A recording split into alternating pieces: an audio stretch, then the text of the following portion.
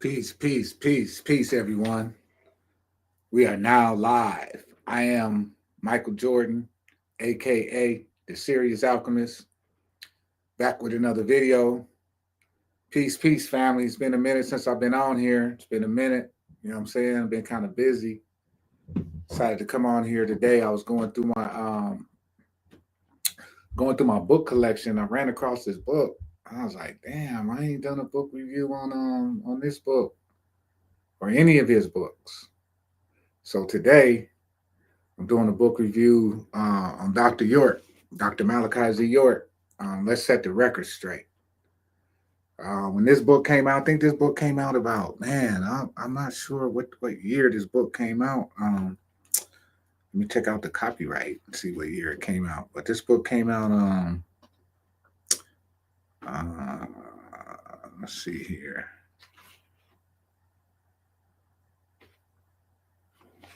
I don't see no date. I'm trying to find a date, but it's been a minute since it came out. But anyway, family, this is one of the best books on the market. Let's Set the Record Straight by Dr. Malachi Z. York. You see what I'm saying? One of the best books out there on the market. This is the book I believe personally they came and locked my man up. You know what I'm saying? Because he put this work out and he killed them when he hurt a lot of folks when he put this work out. So if y'all ain't seen this, y'all need to go grab this. You know what I'm saying? Let's set the record straight. Let me put it so I can document that. And you probably could get it at the All Eyes on Egypt bookstore. If you're familiar with the All Eyes on Egypt bookstore, I know they still got one in Stone Mountain, I believe. You know what I'm saying? Yeah, when he put this book out, he heard him, and like I always do, I'm gonna read something from the back. Well, there ain't much on the back, but let's set the record straight for those of you who's familiar with Dr. York. This book really hurt the powers that were. This book right here really hurt the powers that were because he dropped a lot of important information that was really aid us melanated people in our rise over here in the West. So that's why I really decided to do a book review of this book today. Because like I said, I was going through my books. And I was like, damn, I ain't ran across this book in a minute. So I ran across this pay on page 148, 147 and 148. They got a picture of the Prophet Noble Drew Ali, right, on this page. So I want to read a little something out of here. And it said, how did the Seljuks and Ottoman Empire destroy Islam? And it said most of the nomads who made the initial Seljuk victories possible were soon pushed to the west of Anatolia, where frontier colonies were maintained against the last Byzantine defenses. Although the Sultanate of Rome imitated the Seljuk Empire of Baghdad, the presence within its boundaries of large numbers of Christians and its superimposition of Islam on top of a living Christian tradition produced a place considerably different from that of other Islamic states. This provided the basis for the unique Ottoman systems of government and society that began to emerge in the 14th century. Islam was destroyed by the Seljuks, which the superimposition of Islam and Christianity. However, these Seljuks were soon overcome by the invasion of the Mongols under Genghis Khan in 1258 AD. In Anatolia, the Turkoman nomads used the resulting anarchy to form a series of principalities, nominally under the suzerainty, which is a nation that controls another nation in international affairs, but allows its domestic sovereignty, of Rum, which in turn was dominated by the Mongols. These principalities maintained themselves through their raids against one another and against the last Byzantine nobles who held out in Western Anatolia. The Turks cleverly used this period of disorder to set up principalities that lasted throughout the Mongolian invasions. It was these principalities that the Ottomans emerged in history as leaders of those Turkomans. From this point on, the Ottoman Empire expanded and spread their newly formed Islam until 1529 AD. The periods between 1566 and 1918 AD was the decline of the old Ottoman and the reformed Ottoman Empire emerged. The sultans of these empires are the ones that formulated treaties that protected the Moors. The Treaty of 1787 AD protected the Moors in America. The Moorish Science Temple of America, founded by Noble Drew Ali in 1914 AD, are under the impression that the sultans of the Ottoman Empire are Muslims, when in actuality their Islam was created by the Seljuks of Turkey. The Islam that they follow is not pure Islam. It is a mixture of Christianity and Islam. The Turks were responsible for the spread of fake Islam. They even open up their Quran with the picture of the Saudi Arabian king, whom they call Sultan Abdul Aziz Abdur ar-Rahman ibn Faisal ibn Turki Abd Allah ibn Muhammad al Saud. So yeah, that's a little piece of history in that book that Dr. York dropped. That needs to be known. You know what I'm saying? And then there's another piece in here that I wanted to share. There's another piece in here that I wanted to share about the deity Al-Usa, which is a feminine principle of Allah, which is Al-Usa. That's a picture of her right there. And this is on page 244. And that's a picture of her right there. And this is in Let's Set the Record Straight by Dr. York. And it says, back in the 5th century, Mecca was the World Trade Center. The Yorubas and the others who were considered polytheists were permitted to practice their religion, being the Meccans of that time called Sabians and Nabateans. They were also worshippers of the stone deities or moon god, Allah, his wife, and family of daughters. 360 gods were in the Kaaba, a temple built to the deity Al-Usa, who was actually the supreme being Aset, Isis, of ancient Egypt. All of the rituals found in the Islamic religion are found before it in Judaism and Christianity, which took it directly from Egyptian rituals. Most Muslims do not know this fact and think that their prayer and casting of stones are from the original Allah. This was before the time of Muhammad, around the 5th century. So this book right here just really breaks down a lot of falsehoods, man. You know what I'm saying? That's why he titled the book, Let's Set the Record Straight. You know what I'm saying? And that's, like I said, I believe they came and locked him up for writing this book. So if you can get this book, you should get it and read it, because it's a lot of gems and treasures in this book. And like I said, I think you can get it at the All Eyes on Egypt. I know there's one in Stone Mountain. You know what I'm saying? Georgia, I know, but the rest of the nation, I'm not sure. But I'm sure there still exists All Eyes on Egypt. But yeah, he really put it down in this book. And like I said, in my opinion, that's why they came and locked him up. You know what I mean? So, and he also has in this book a part, what is the meaning of Louisiana? And I find this very interesting on page 341. And it says the name Louisiana is from Louis Anna, or Louis and Anu. Louis means great warriors or famous in war. They were also called Lulu, from the Sumerian word Lulu Amelu, meaning primitive workers, and Anu from the Sumerian word An, meaning heavenly one. Also in Hebrew, Anna from the Egyptian word On, which was a city in Heliopolis called the City of the Sun. He also called Ali in Arabic, meaning Most High. The Louisianas were the great dark warriors who lived in the city of Timori, who descended from the skies. Another name for them were Anunnakis, meaning those who Anu sent down from heaven to earth. The righteous amongst them were known as the Dingir. The skies, according to the Malian Moors, called Dogon, was the Sirius star constellations, and the beings were called Nomo, and the priests were called Hogon, while in Egypt. They came down from the solstice star. The beings are called Neteru, and the priests On. To the Hopi Native Americans, they came down from Chuhu Khan, meaning those that cling together. From the Pleiades, which later got picked up and became the Orion star constellation, or on the other side, the Sirius star constellation, the home of the beings who came to earth from above, the ancient ones. These beings from above were stolen by the Greeks and became Poseidon and his 5 sons, Triton, Orion, Polyphus, Rhodus, and Pegasus. The point of all this is to bring to your attention that all of your Arabic countries are ruled by straight and curly-haired people with aquiline features, whether dark, tan, or light skin. The original features of the Nuba has been pushed out, and then came these half Caucasian, half Hindu people who took control. It's called genetic annihilation. If you were to go into Iraq, you would see that those are not real Iraqis. Those are a mixture of Europeans. The same thing in Iran, Saudi Arabia. Let's look at some of these countries. So he goes in and breaks down a lot of stuff in this book, man. I mean, I mean, he put it down in this book, family. I mean, he really put it down in this book. What else can I share with you? That's in this book. Um, I mean, he goes into a whole lot in this book, family. I don't even know where to begin, but I'm glad I'm doing this review because this review is overdue for this book. You know what I mean? I'm glad I'm doing this review. This review is overdue.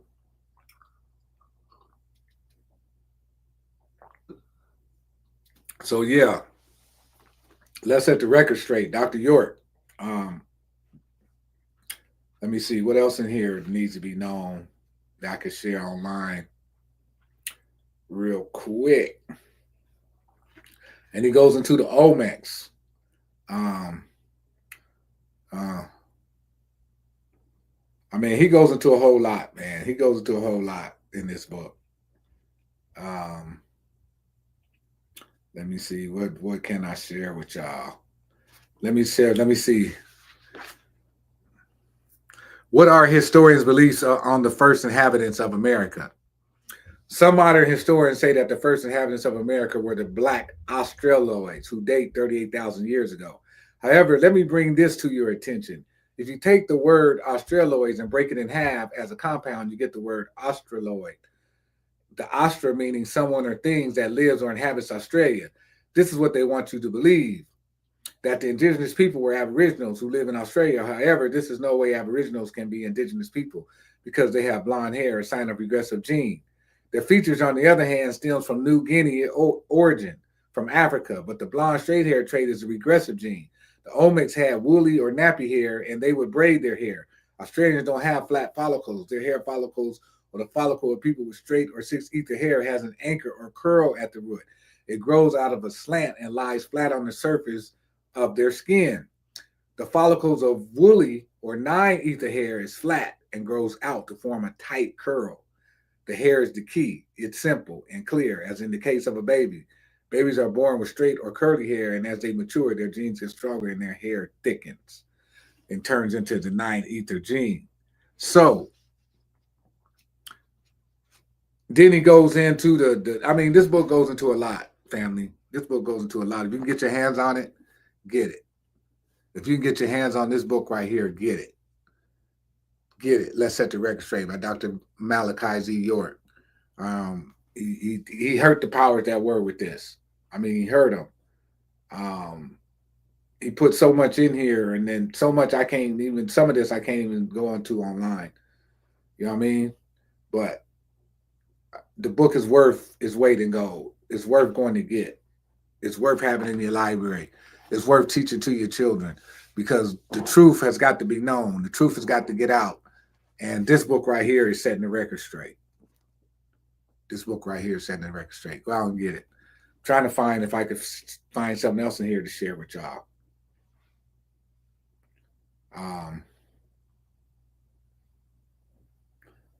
Yes, I'm trying to share something else I could share with y'all in here. This book is heavy. It's so filled with so much. You know what I mean? What else can I share with y'all real quick? And it breaks down how we are the original, that the black man and woman are the original owners uh, of America and planet Earth. You know what I'm saying? You know what I'm saying? We've been here since the beginning. Um, yeah, and it goes into a lot of stuff with Elijah Muhammad, excuse me, Elijah Muhammad, um, Shaikh Dawood Ahmed Fasal, Master W. Farrar Muhammad. It goes into a lot of that information as well. You know what I mean? The book is just full of information. Um, Let me see. I want to see something else I want to share with y'all in here. Because he goes into pretty much everything. He goes into stuff about Jamaica, the Bahamas, Haiti, Dominican. I mean, Doc goes in this one. Doc goes in on this one. The people of Puerto Rico, Trinidad. Doc really goes in on this one. So it's worth having in your library, family. trying to find something else I want to share with y'all in here real quick. Give me a minute. Bear with me a quick little minute. Because there's something in here.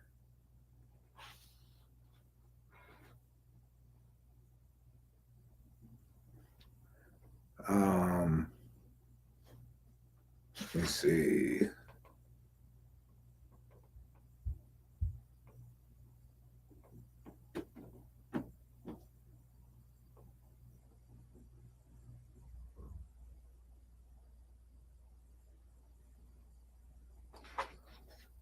Yeah, man, this book is heavy.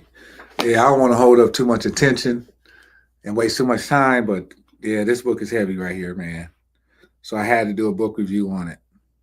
And I'm gonna go into the word. I'm going this real quick. I can share this with y'all. What does the word Christopher mean? According to a comprehensive etymological dictionary of the English language, the name Christopher breaks down to two parts. Christo from the Latin meaning Christ and fur or forward meaning bearer or carrier. Christopher comes from the ecclesiastical Latin word Christopher, from ecclesiastical Greek, literally meaning bearing Christ, which again proves he came to this new world with the intent of establishing Christianity. What does the word Columbus mean? The word Columbus, as found in the English language, comes from Latin columbusi, meaning pigeon, dove, which is a symbol used in Christianity as a symbol of peace.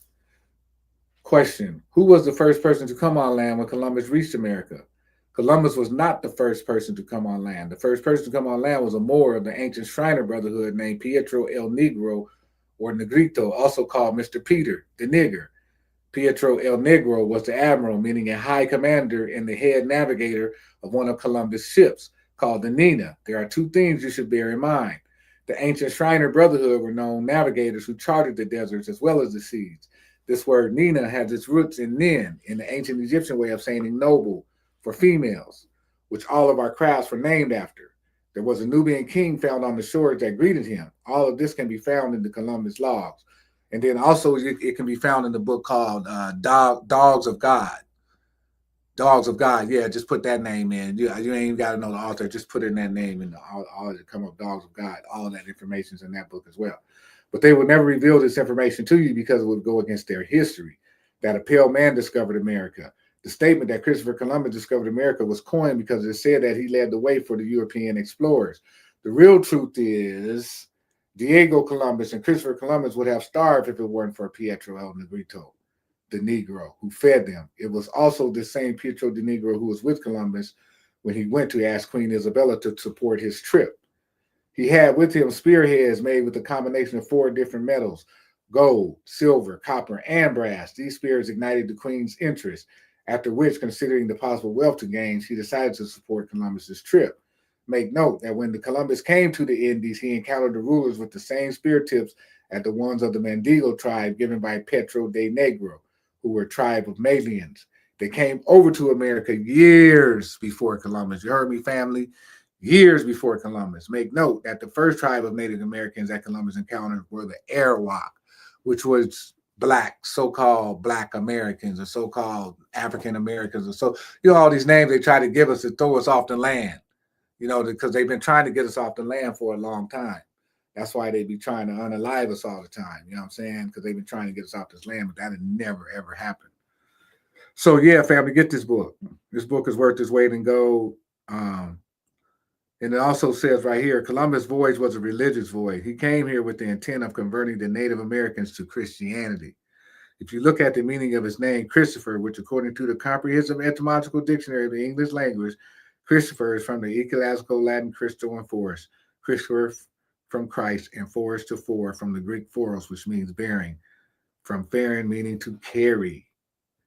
And so Columbus was a Catholic Christian. Just look at his first name, Christopher. Christopher in Greek means bearing Christ. So that says it all, family. That says it all. This book is worth its weight in gold, and that's really why I came on here today, so I could share this book with the family. If y'all can find this book, family, get it. Get it, because they slandered this man's name. You know what I'm saying? They locked him up. They did all these things after he put this book out. You know what I'm saying? And the man was doing a lot of great work. You know what I mean? And for those of you who never been to the land that was in Eatonton, Georgia, it was a beautiful place. I've been there. I did the Garage, you know what I'm saying, around the Black Pyramid. It was the best thing I ever did in my life. I mean, my whole life changed after I experienced that Garage around the Black Pyramid. So, you know what I'm saying? Like I said, man, I was going through my library and came across this book right here, man. I'll set the record straight. And I got some more books too. I'm gonna review that Dr. York book did, because he wrote a lot of books, family. He wrote a lot of books. But like I said, after they locked him up and slandered his name, a lot of people just went away from his work. But a lot of people stuck with it and kept reading it, but a lot of people fell off. So when I ran across this, I want to do a book review on this today, showing my support for Dr. Malachi Z. York, because and what he did for my life, and the knowledge he pulled out, and the land that he created here in Georgia, in Edenton. It was beautiful, family. It had pyramids, it had everything. And I remember one particular night I was on the land, and there were they had these young girls singing in a whole nother language. And this language I swelt. And when they started singing, I closed my eyes to listen, because they weren't singing in English. They were singing in another language. And it was an ancient language. I'm not sure if it was Nuwabic, or I'm not sure what the language was they were singing in, but it was, the language had me in a trance. Like, and I closed my eyes just listening to the language. And I was on the land of Tamaray, Egypt of the West, in Edenton, Georgia, and it was just amazing. It was just amazing. But I closed my eyes. I was listening to these young ladies sing in this different language, man, and it took me to this place. It took me somewhere else, and it let me know that I've been here before many times, and a lot of us have been here before many times. So, going back to this book just brought back a lot of memories, man, and a lot of information. So I'm gonna do some more book reviews on some more of his books. Let's Set the Record Straight by Dr. Malachi Z. York. Get the book if you can find it. You can usually get them in All Eyes on Egypt bookstores, and I know they got one in Stone Mountain, Georgia. On the rest of the country, I don't know. You know what I'm saying? Some of y'all might know out there, but you know what I'm saying, I just wanted to do this one today. You know, Spirit, you know what I'm saying? Spirit led me to do the interview of this book review for this book. Because when I first got my hands on this book, man, it really opened my eyes up to a lot of information. A lot of information, man, that I really wasn't privy to. And, you know, so I'm thankful for the brother and what he did. You know what I mean? Very thankful for what he did. And hope to see him out of there one day. Hope to see him out of that cage one day. But yeah, get this book, family, if you can find it. Let's Set the Record Straight, Dr. Malachi Z. York. And if you would like a read from me, hit me up. I'll leave my email down in the description box, and I appreciate those who've been getting the readings, and those who've been watching my videos. You know what I'm saying? I appreciate all the subscribers, everybody that's subscribed to the channel. And I got some more Bobby videos coming, so look out for them. Yeah. So again, my name is Michael Jordan, aka the Sirius Alchemist. See you in the next video. Peace.